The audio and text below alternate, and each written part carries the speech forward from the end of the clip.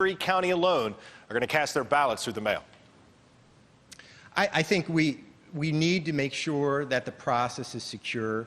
There's integrity to the process. There has been instances around the country of voter fraud. There is a problem with, the provisions that were done here, where they were not requiring even a signature on the absentee ballot.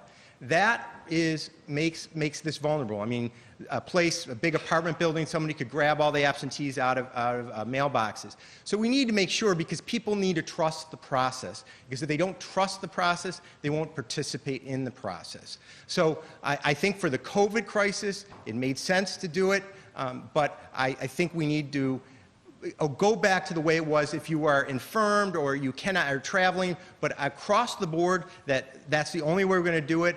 I do think that will be vulnerable to fraud over a period of time.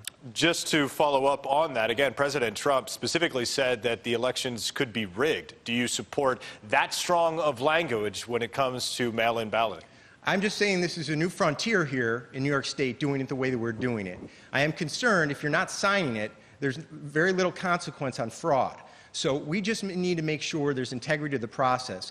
For this COVID situation, for this election, I was supportive of it, but I just don't think it should be blown up in the way it's done in every single election in this state. I think that will cause a problem with fraud and a problem with people fearing the integrity. And I will say another thing that's fearing the integrity is the green light bill, which is giving driver's licenses to illegal aliens. And Nate McMurray's for that, and that is ripe for abuse for voter fraud. We will likely get to that in a little bit. Let's stay on topic. Let's stay on topic, if we could, about mail-in balloting.